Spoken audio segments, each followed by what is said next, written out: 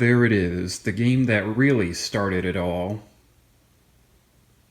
Because, as we all know, despite being the 5th overall release into this series, a series at the time that I guess I really can't call completely unpopular, since I suppose it's sold enough to keep getting sequels, but still a series that probably got mixed into the crowd, and got overshadowed by bigger releases. Well, with the release of this game, that was no longer the case. Because from this point on, everyone in the gaming world, as well as just the regular world, knew what Grand Theft Auto was. Now, why exactly is that? Well, to start off this review properly, I'm gonna begin with this game's story. And well, this game puts you into the shoes of the career criminal known as Claude. A character who, for the most part, really doesn't even have much of a backstory. And I suppose it doesn't help that he doesn't speak at all, and I'm pretty sure the game doesn't even say what his name is. Everyone just figured it out some other way. But anyway, during a routine bank robbery, your girlfriend and partner in crime, Catalina, decides to no longer see you as equals, but instead as small time.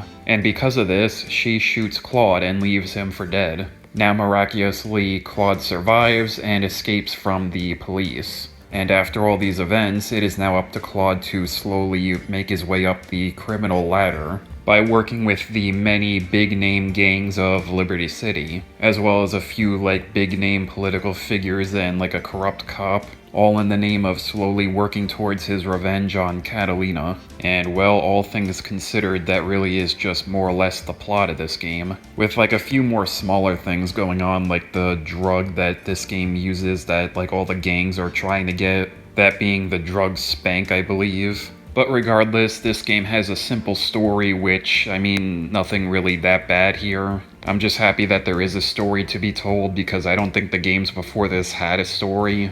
And even if they did not convey it as well as this game. But anyway, that covers this game's story. Next, I'll move on to the gameplay. And well, this game continues the tried and true gameplay formula of just being able to go around and cause havoc amongst anything you can. Shooting pedestrians, running them over, carjacking, getting yourself better weapons so you can go on a rampage, or just working yourself towards the story missions and trying to beat them all. Except now it's not in 2D anymore, it's not overhead, it's all in full-blown 3D, which I suppose is a good segue into the graphics for this game, which obviously today have not aged the most gracefully, with everyone just having so bad 3D basic models, and the whole city itself just being so boring and gray and dim. But I suppose for the time it was revolutionary, with a real-life city being essentially alive, or at least it looking alive with so many people and cars driving around.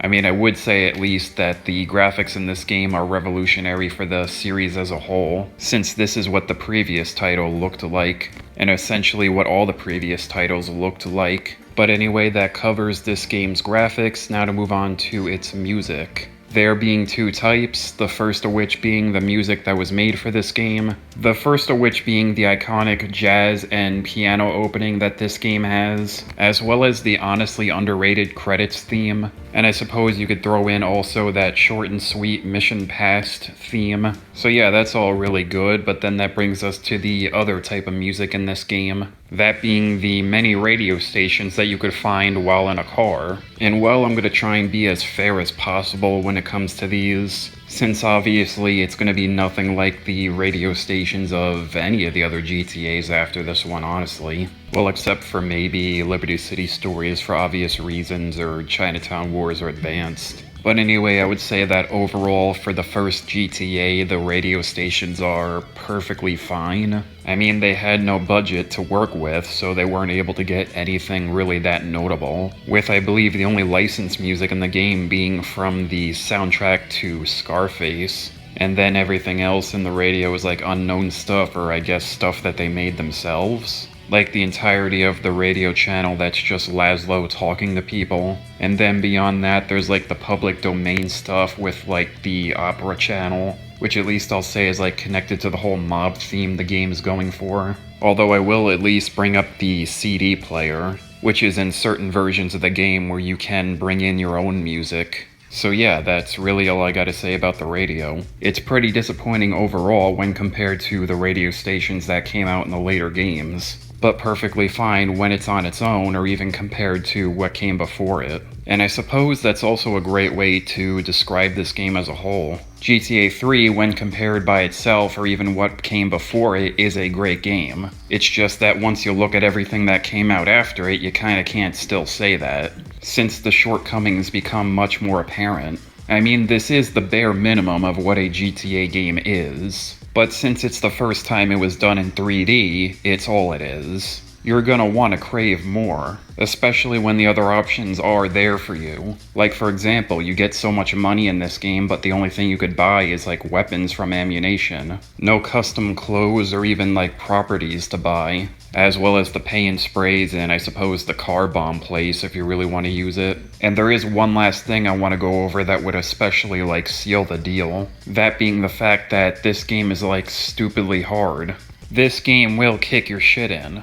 Ranging from like minor stuff of you not being able to know where you are because the game doesn't have an in-game map, instead with you needing to learn the map or pull out the freaking paper map. But then you get to the real major bullshit stuff like the cars being like thin paper and just like blowing up so easily they can't take like virtually any damage. Then there's yourself, which is like also so brittle, being so easy to knock down but also like so easy to get shot and killed. Like seriously, it only takes a few like bullets from any weapon to kill you. And then you just take all that into the infuriating missions, like where there's enemies everywhere with the best weapons or a timer like slowly ticking down that's so strict. Plus the stiff controls as well as the way some of these missions just play in general don't help. And then you could even throw in the relentless cops into this. Like there are two missions that stick out to me personally when I played through this game. The first of which being the one with the suicide bombers, where they just keep coming out relentlessly and you need to like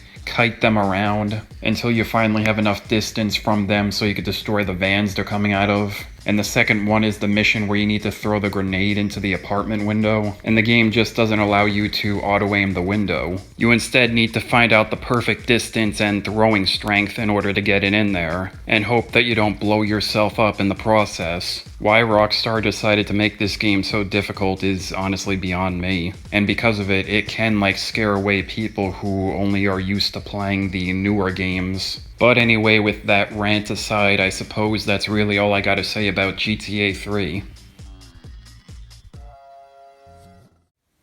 So yeah, this is still a great legendary title in its own right. It's just kind of hard to say that nowadays considering just how far the series has evolved since its release.